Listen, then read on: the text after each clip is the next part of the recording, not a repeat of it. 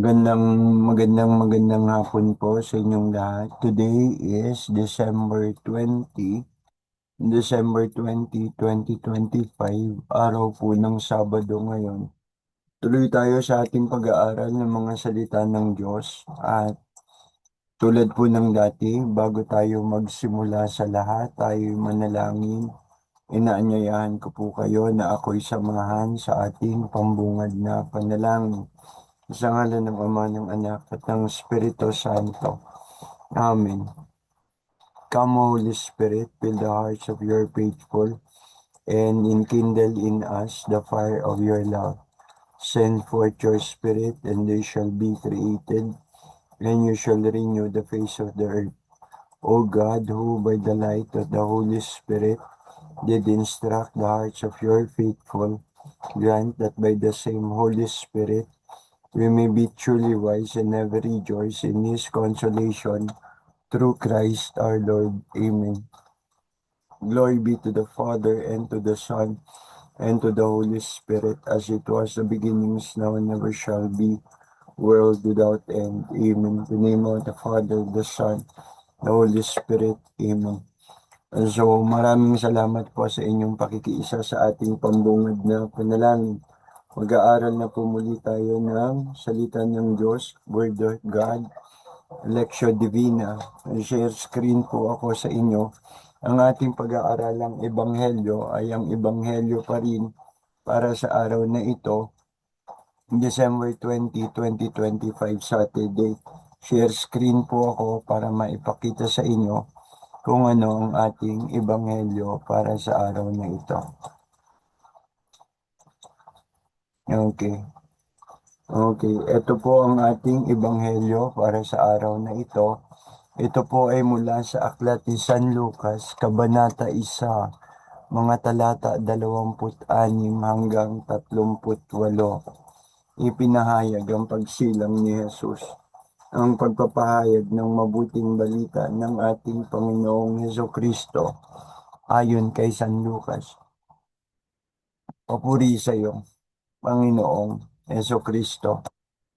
Nang ika-6 na buwan ng pagdadalang tao ni Elizabeth, ang anghel na si Gabriel ay isinugo ng Diyos sa Nazaret, na isang bayan sa Galilea, upang kausapin ng isang dalaga na ang pangalay Maria.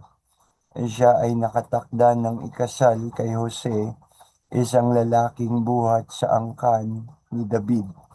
Lumapit ang anghel sa dalaga at binati ito, "Magalak ka, ikaw ay lubos na kinalulugdan ng Diyos. Sumasa iyo ang Panginoon." Naguluhan si Maria sa sinabi ng anghel at inisip niyang mabuti kung ano ang kahulugan ng ganoong pagbati. Sinabi sa kanya ng anghel, "Huwag kang matakot, Maria, sapagkat naging kalugod-lugod ka sa Diyos. Makinig ka, ikaw ay maglilihi at manganganak ng isang sanggol na lalaki, at siya ay pangangalanan mong Jesus. Siya ay magiging dakila at tatawaging anak ng kataas-taasang Diyos.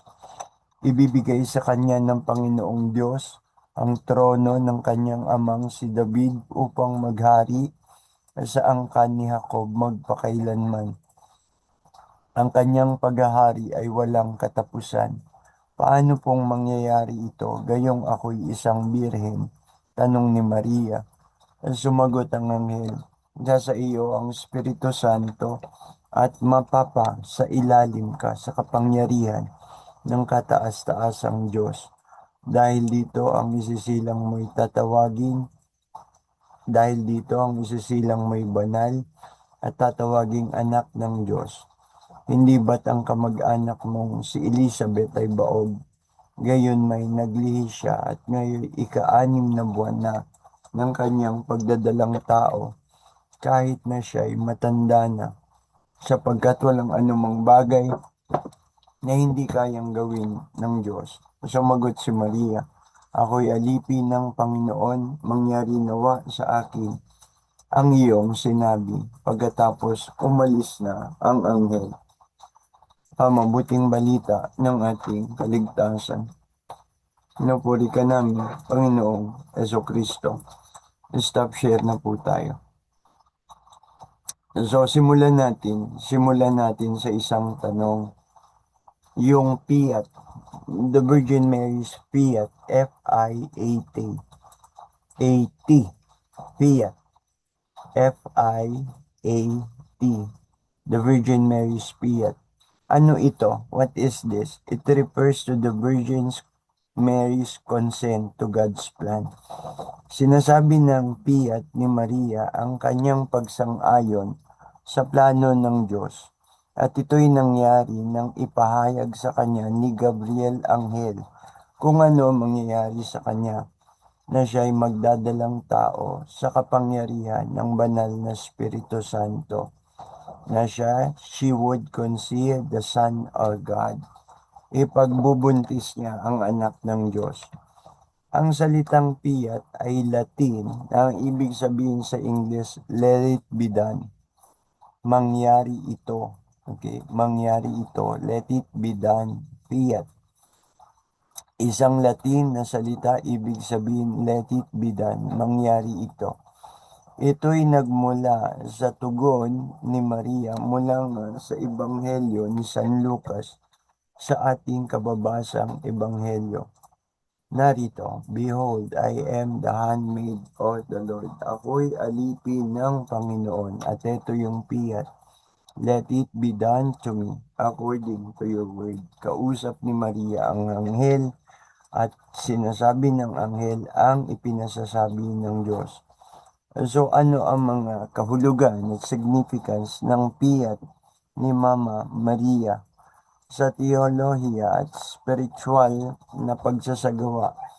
Makikita na ang fiat ni Maria ay hindi lang isang simpleng oo. Hindi lang isang simpleng oo, kundi nagtataglay ito ng iba't ibang maraming malalalim na kahulugan. Halimbawa na yung total surrender, yung pagpapasa Diyos ng lahat. Sinasabi dito sa total surrender sa fiat na yung kanyang pag-oo sa kalooban ng Diyos, bagamat hindi niya naintindihan o naguguluhan siya sa ilang mga bagay. Paano mangyayari ito samantalang wala naman akong karelasyong lalaki o wala akong sexual na relasyon sa sino mang lalaki? So it's parang nakukonfuse si Maria, naguguluhan siya. Paano mangyayari ito samantalang I don't have any relations with any man? So bagamat ganon, umoo pa rin siya, bagamat siya'y naguguluhan. It simply means a total surrender. Kasama yun sa pag-oo na ito yung maaaring mangyari sa kanyang anak, sa kanyang magiging anak. Ikalawa, bukod sa total surrender of Mary's fiat, sinasabi din ito ang kanyang buong pagsang-ayon sa pakikipagtulungan, aktibong kooperasyon. Hindi lang ito nga simpleng oo, sige, okay. Ang Latin fiat na ang original na Greek genoito, ibig sabihin merong kaligayahan sa pagsasabi nito. Merong kaligayahan, merong sa pagsang-ayon niya sa plano, sinabi siya'y pinili sa babaeng lahat. Pinili sa babaeng lahat. Naroon ang kaligayahan niya sa pagsang-ayon sa plano ng Diyos upang ito'y matupad. Tinitingnan natin itong mga Katoliko, mga Kristiyanong Katoliko bilang modelo kung paano ang isang tao katulad natin ay maaring makipag-aktibong sumang-ayon sa kung ano man ang kalooban ng Diyos. Okay? So una, total surrender. Ikalawa, active cooperation. Pakikipagsang-ayon. Hindi simpleng oo o yes, kundi aktibo na ibig sabihin merong katuwaan, merang kagalakan sa kanyang pagsang-ayon. At ang ikatlo, tinuturing din na ang piyat ni Maria ay pagtuturing ng bagong Eva. Kung ang dating Eva, yung asawa ni Adan, ay naging disobedient sa Diyos, si Maria sa kanyang piyat bilang bagong Eva, hindi na ito pagsagot ng hindi sa kung ano man ang kalooban ng Diyos. Hindi ito naging isang disobedience, kundi kabaligtaran ng hindi pag-oo sa pagiging disobedient ni Eva na siyang asawa nga ni Adan, o si Maria ang bagong Eva. Okay? Sa pagsasabi ni Maria, sa pagsang-ayon ni Maria sa plano ng Diyos, makikita ito na pagbaligtad sa nangyari dun sa simula kung saan nalugmok ang tao sa kasalanan. Okay? Where humanity falls. Okay? Ito naman ang pag-oo ni Maria, ang pagsang-ayon sa kalooban ng Diyos. Hindi na ito pagbagsak ng tao mula sa kasalanan, kundi bilang panimula na pag-aahon muli. Isang reconciliation ng tao at ng Diyos. A reconciliation. Okay? So, ang pag-oo ni ng mahal na Birhen, siyang magsisimula upang ang bumagsak na tao mula sa kasalanan ay muling maiangat. So, ikaapat, okay, una, ang piyat ni Maria is a total surrender. Ikalawa, ang piyat ni Maria is an active cooperation. Ang piyat ni Maria ay sumasagisag ng bagong Eva. Siya bilang bagong Eva, kabaligtaran ng unang Eva na naging disobedient. Siya ay naging obedient. Narito ang alipin ng Panginoon. Mangyari sa akin ayon sa iyong sinabi. So, ang piyat ay para sa lahat din. Pangapat, the piyat for everyone. Sa isang mas malawak na spiritual na paningin, ng piyat ay maaring maglarawan kung saan ng bawat tao, ikaw at ako, ay maaari din nating piliin na tayo'y umuo sa Diyos. Maaari tayong sumang-ayon sa kung ano man ang plano at kalooban ng Diyos sa atin. Now, piyat for everyone. Let it be done to me. Let it be done to you. Let it be done to us. Now, piyat for everyone. Ibig sabihin, maglalarawan kung saan ang bawat isang tao ay with full awareness and consciousness, pipiliin niyang sumang-ayon sa kung ano man ang kalooban ng Diyos sa Kanya. So, bawat isa sa atin itinatawag na tawag ng Diyos sa calling, okay? A profession or a vocation, a calling, or isang tawag ng Diyos sa wala sa bokasyon o profesyon. Meron bang ganun? Parang wala naman. Na kahit mahirap, tinatawagan tayong magtiwala, to trust. Sa kontekstong biblikal, ang puso ay hindi lamang kumakatawan sa mahalagang bahagi o organo ng katawan na may laman o nalaman na nasa gitna ng ating dibdib. The fleshy organ at the center of our chest cavity. Sa kontekstong biblikal, ang puso hindi lang yan yung organ, yung laman, importanteng organo ng katawan, yung bumubomba ng dugo sa gitna ng ating dibdib, kundi ito rin ang gitna o kaibuturan ng ating pagkatao natin. Ang puso, ito ang gitna o kaibuturan na rin natin ng ating pagkatao. Dito nga nakaugat ang ating pagkatao, ang kaibuturan ng ating pagkatao, ng ating sentro kung saan binubuo natin ang anumang ating kapasyahan sa buhay. Mula sa puso, pwede tayong magpasya na sumunod sa Diyos o magpasyang hindi sumunod sa Diyos. Ang puso, maglalaman rin ito o naglalaman ito ng ating mga pinagpapahalagahan. Ano ba mahalaga sa buhay natin? Matatagpuan yan sa ating puso. Sa kaibuturan ng ating puso. Kung sinasabi, sasabihin ng iyong bibig kung ano man ang laman ng iyong puso. So kung ano man ang pinagpapahalagahan natin sa ating mga kalooban, sa ating puso, sasabihin niya ng ating bibig. Your mouth speaks what your heart is full of. Sa Annunciation, sa pakikipag-usap ng anghel na si Gabriel kay Maria, nangyari sa mahal na ina ang naging pinakakahulugan ng kanyang buhay, ang kahulugan ng buhay niya, ang tawag sa kanya ng Panginoon. Simulat sa Paul, siya ang pinili sa isang natatanging misyon. At ang misyon na yon ang maging ina ng Diyos. So sa naging tugon at buhay ng mahal na ina, tinuturuan din tayo kung paano ba talaga natin dapat tanggapin ang anumang para sa atin o nilalayo ng Diyos sa atin. Mari tayong maguluhan, mari tayong makonfuse. Pero kung magiging malinaw kung ano ang tawag ng Diyos sa atin, maliban sa pagiging naguguluhan, kailangan natin magtiwala. Kailangan natin to trust.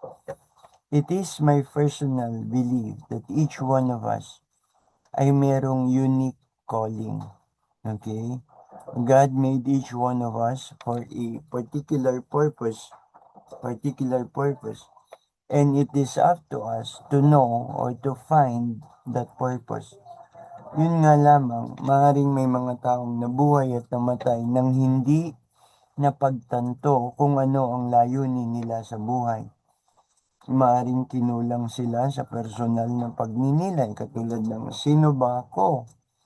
Bakit ako nilikha ng Diyos at inilagay sa sanlibutan? Anong mayroon ako para mapakinabangan ng aking kapwa? At bilang pagmamahal na rin sa Diyos at paglilingkod sa Diyos, hindi ba na paglilingkuran natin ng Diyos, na iibig natin ng Diyos sa katauhan ng ating kapwa? Anong mayroon ako para mapakinabangan ng kapwa ko tao bilang pagmamahal at paglilingkod sa Diyos? Nang sagutin ng oo ni Maria ang Diyos, marami siyang kalituhan, marami siyang katanungan. Paano mangyayari yun? Ako'y dalaga. Wala akong anumang sexual relationship sa sino mang lalaki. Ngunit ang maganda, sa kabila ng kanyang mga kalituhan, sa kabila ng kanyang mga kaguluhan, sa kabila ng mga hindi kasiguraduhan, nagtiwala siya. Sinabi pa rin niya ang kanyang oo bilang mapagkumbabang pagtalima. Narito ang alipin ng Panginoon. Mapagpakumbabang pagtalima, pagsunod. Narito ang alipin ng Panginoon. Mangyari ang anuman ayon sa kalooban ng Diyos. Umuo siya para sa kanyang anak at sa pag-oo niya sa mga ayon rin siya anuman ang mangyayari sa Panginoong Diyos na ipanganganak niya. Hindi yun isang simpleng oo nga uli. Hindi yun oo na nasa isang yugto lang ng buhay niya. Hindi lang sa pagkakataon na yun siya umuo, kundi umuo na rin siya sa mga darating pang mga pangyayari sa magiging buhay niya, ng kanyang pamilya at ng kanyang magiging anak, ang ating Panginoong Jesus. So, oo iyon, nasama-sama na ang lahat hanggang sa kahuli-hulihan. Alam niya, mangyayari ang dapat mangyari. At sa mangyayari, walang makapipigil dito. Mangyayari ang mangyayari. Walang makapipigil dito. Tayo rin ay tinatawagan ng magkaroon ng personal na oo sa Diyos. Oo, susunod ako sa anuman ang layunin ng Diyos sa buhay ko. Oo, sisikapin kong mamuhay ng may kalinisan. Oo, tatanggapin ko kung ano man ang loobin ng Diyos sa akin. Oo, magpapakabuti akong ama, magpapakabuti akong ina, magpapakabuti akong kapatid.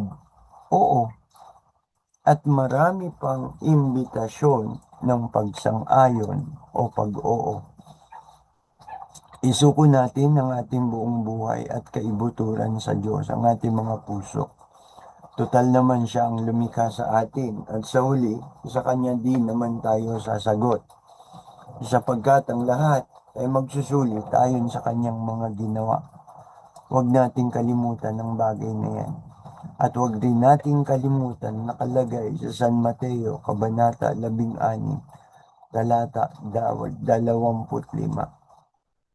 For whoever wants to save his life will lose it. Ang sino mang magnanais na iligtas ang kanyang buhay, ang siyang mawawalan nito.